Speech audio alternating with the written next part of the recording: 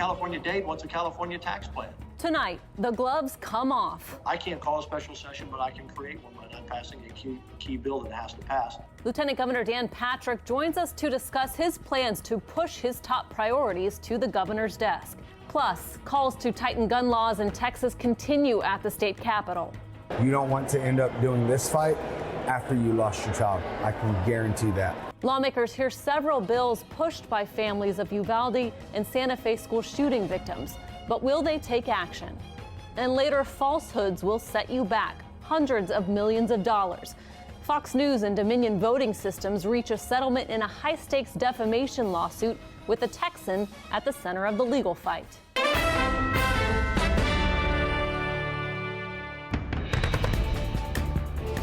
Thanks for joining us here on Capitol Tonight. I'm Karina Kling. With just about 6 weeks to go in the Texas legislative session, tensions are running high and the gloves are coming off when it comes to two big issues dominating debate at the Capitol.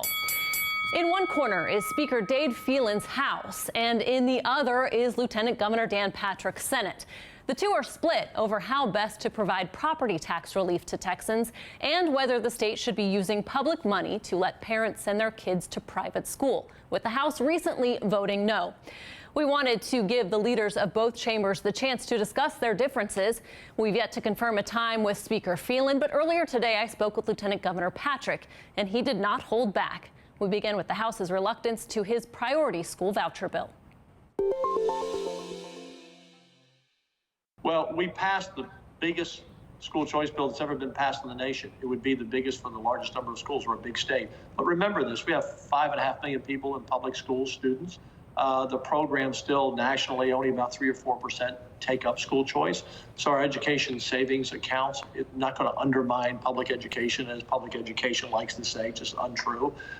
It has 80% support of Republicans or higher, 65% of support with independents, almost 50% support with Democrats.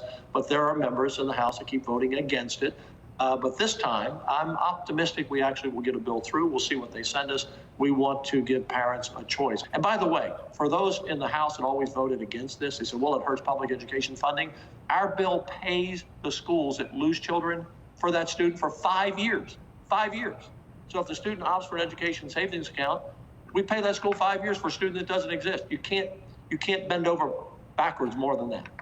Well, and I mean, why are you so optimistic? Because at the end of the day, there are still, and the House sent a pretty strong message with their budget debate in saying that they don't want money going to fund private school vouchers. Well, if you analyze the vote closely as we do, the vote was closer than it's ever been on that issue. And the way the questions were working, there was an amendment that it was, a tabled amendment. So I'm optimistic it can be done. Brad Buckley is the new education chair. I think he is open to talking about it and passing it out. So I am optimistic. I'll remain optimistic. Look, the governor's put a tremendous amount of time in this. Yep. And I don't know if he'll call us back for a special session, but he's been traveling all over the state. He's been involved in this more than he's ever been. We passed it twice in 15 and 17, and I never gotten a vote, so we appreciate the governor's help, and hopefully we'll get it passed. Well, and you Very mentioned, important. yeah, you mentioned special session. Obviously, only the governor can call that. But have you had any conversations about the likelihood of this triggering one?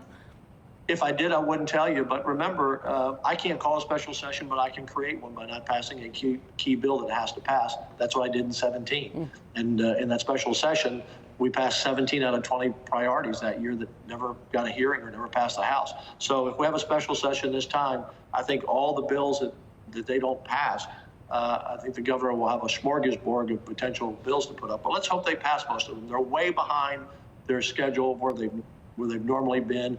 As of last week, they passed only 85 bills. We passed 316.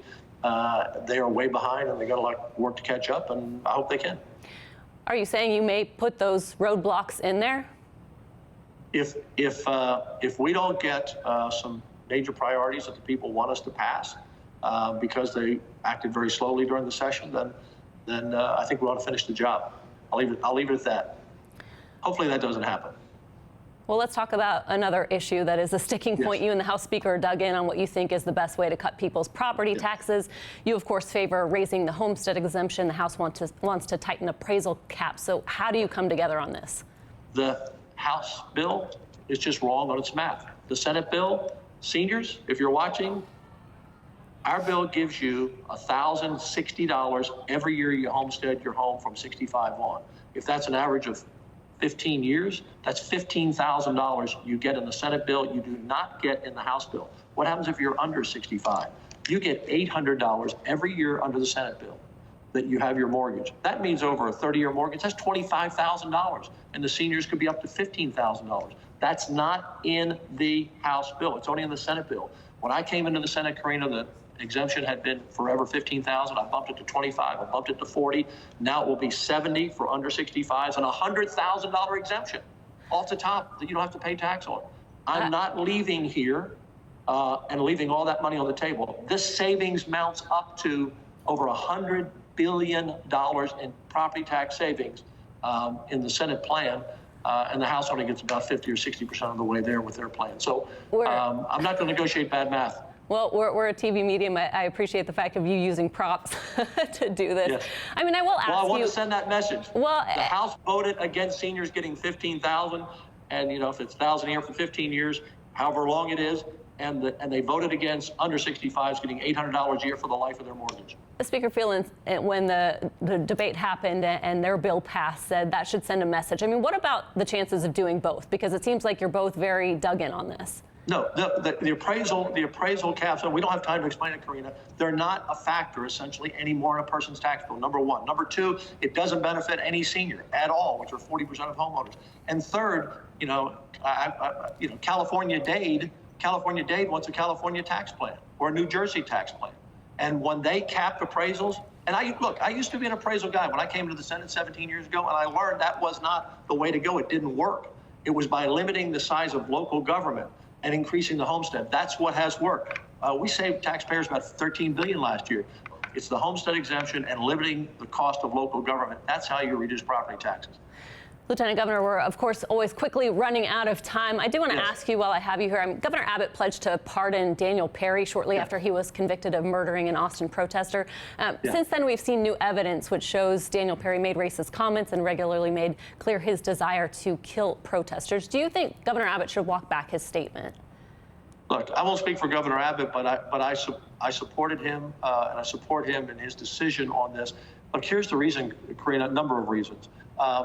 First of all, our self-defense allows you, if you feel you're in immediate danger, you have a chance to defend yourself. He was surrounded by a mob pounding on his car.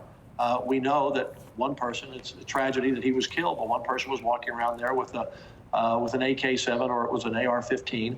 And the detective in the case, Karina, and this really hasn't gotten a lot of news, the detective in the case has filed a written sworn affidavit that the DA prevented him from presenting evidence that the detective says probably would have led to no indictment and maybe an innocent verdict.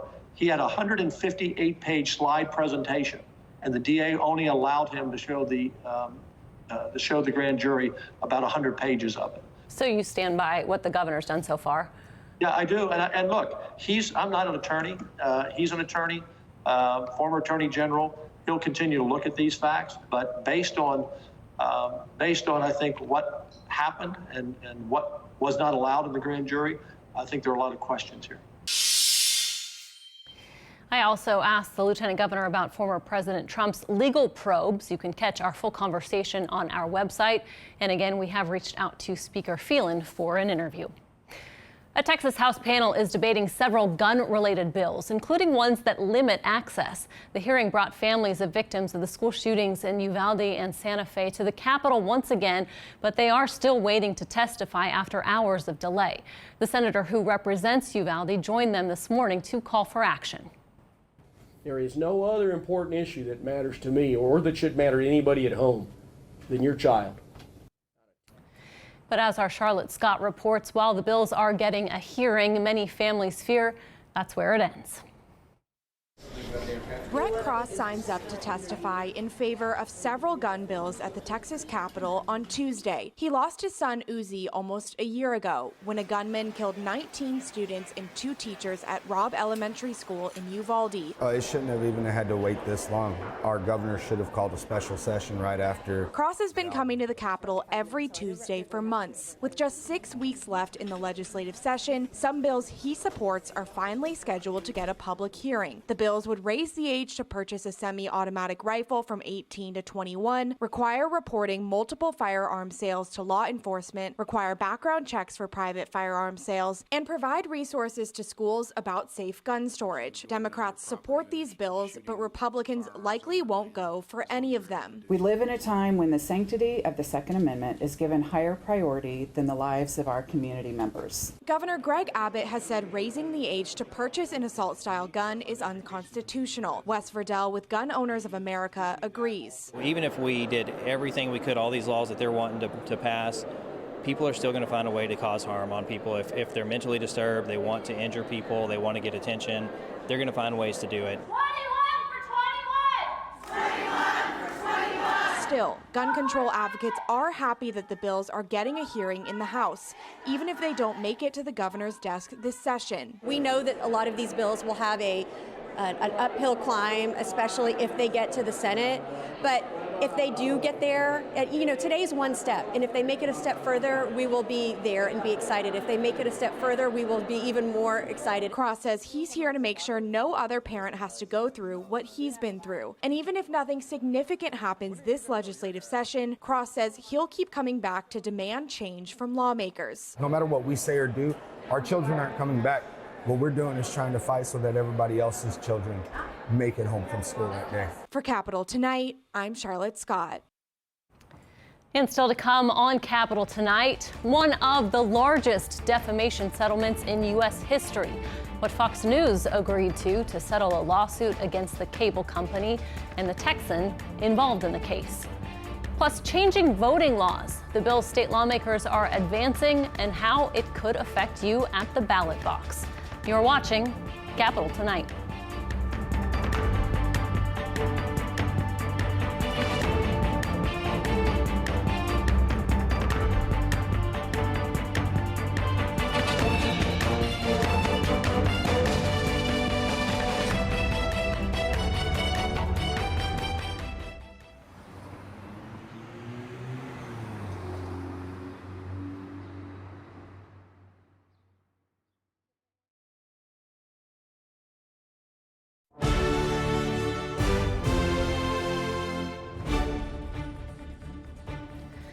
Welcome back. Here's a check of some of the other political stories making headlines today. Fox News will pay nearly $800 million to settle a defamation lawsuit related to its coverage of the 2020 election. Dominion Voting Systems sued Fox News over claims the network knowingly repeated false statements about its voting machines. The attorney for Dominion was the Democratic nominee for Texas Attorney General in 2018 and spoke out today. Today's settlement represents vindication and accountability. Lies have consequences. The Dallas billionaire with financial ties to Supreme Court Justice Clarence Thomas gave $19 million to Texas GOP political candidates. Harlan Crows contributed to both federal and statewide political campaigns for big GOP names, including Governor Abbott and Senator Ted Cruz. Crow has come under scrutiny since it was revealed Thomas accepted lavish trips from him for decades without disclosing them. And the Texas Senate passed several bills related to elections today. One would create election marshals to investigate alleged voter fraud. Another requires proof of citizenship in order to register to vote.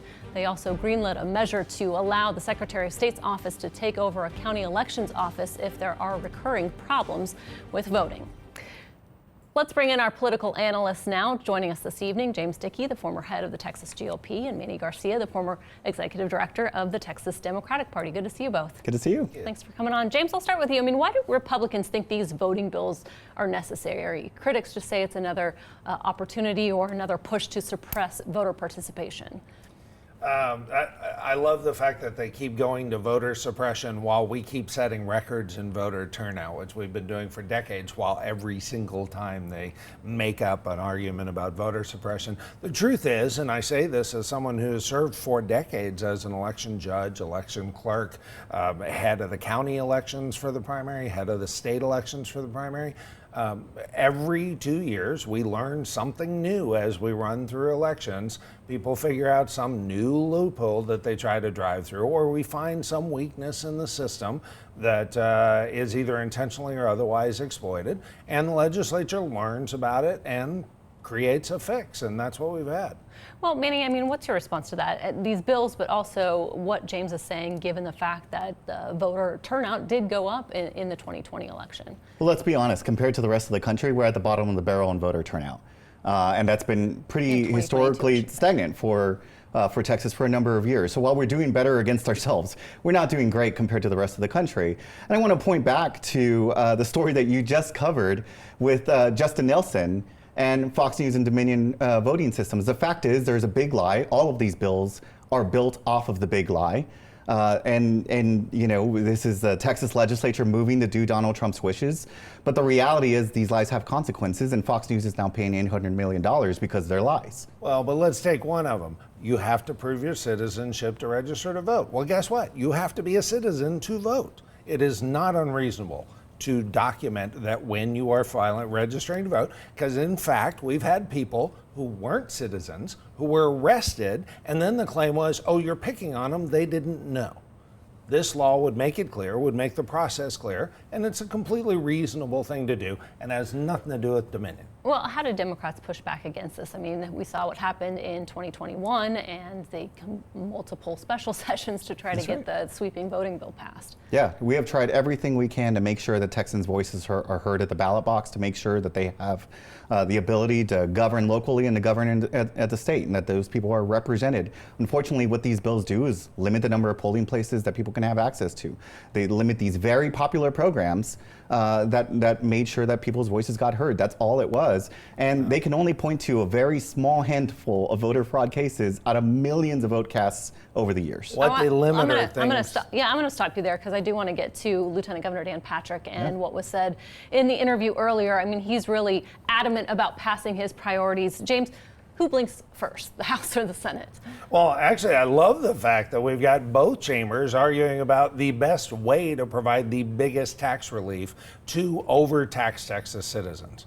Because while we have a fantastic economy here and we have a growing state, it only stays that way if the legislature does not overtax. So it's wonderful that both the House and the Senate are arguing over the best way to give back $17 to $19 billion to Texas taxpayers. That's important. It's only a part of the 30-something billion dollars in surplus. Sure. It's the right thing to do. The reality is there are pros and cons on both sides. Yeah, Manny, with regards to private school vouchers, Patrick threatening to force a special session on vouchers. I mean, how do Democrats push back on this? And do you think he'll be able to sway rural Republican voters or rural Republican lawmakers who have voted with Democrats against vouchers? Yeah, as you say, there's a bipartisan coalition in the Texas House that's held the line on vouchers for decades. This is not something new to Texas. This is something that we've seen time and time again.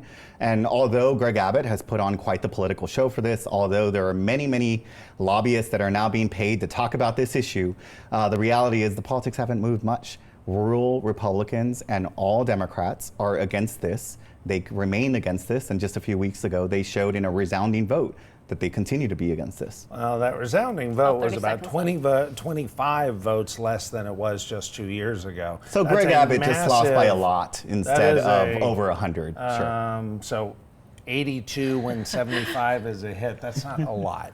And there is still, I would bet that when this bill comes to the floor, the House will pass it because voters have overwhelmingly said they want parents to have a choice. We'll see where all of this ends up. We're going to have to leave it there. Thank you to both of you. Still to come on Capitol tonight, the clock is ticking for Title 42, how the White House plans to speed up interviews for asylum seekers amid an expected surge of migrants.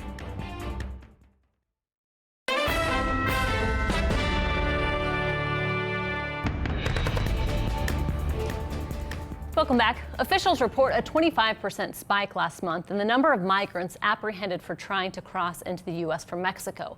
The number of illegal crossings is expected to climb even higher next month when a policy of pandemic expulsions ends. To help deal with that surge, the Biden administration is considering a plan to expedite asylum proceedings. But as our Washington reporter Rena Diamante explains, immigrant rights groups are pushing back.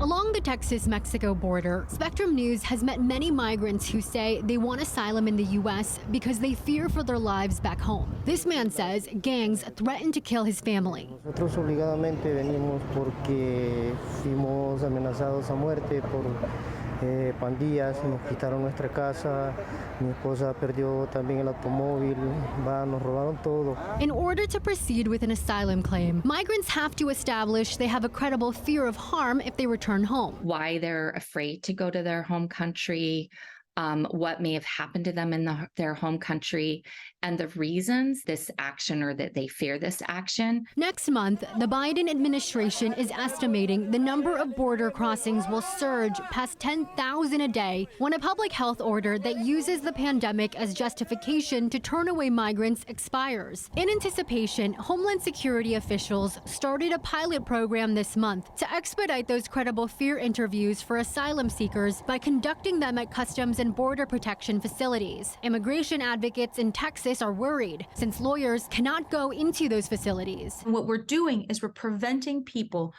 from having access to attorneys who can help them win their cases. DHS officials emphasize that trained asylum officers will conduct the interviews, but attorney Priscilla Orta says it's not enough. You put all of these caregiving duties on an organization that was never trained or equipped to do that. It's not fair to anyone involved, not to the migrants nor to CBP. In a statement to Spectrum News, the Department of Homeland Security said it will work with advocates to ensure asylum seekers have access to legal services, and it will look at every tool available to make processing more efficient without congressional action. In Washington, Rena Diamante, Capital Tonight. Rena, thank you. That is all the time that we have tonight. Join us again tomorrow with the latest in Texas politics. Until then, thanks for watching. Stay safe and have a great night.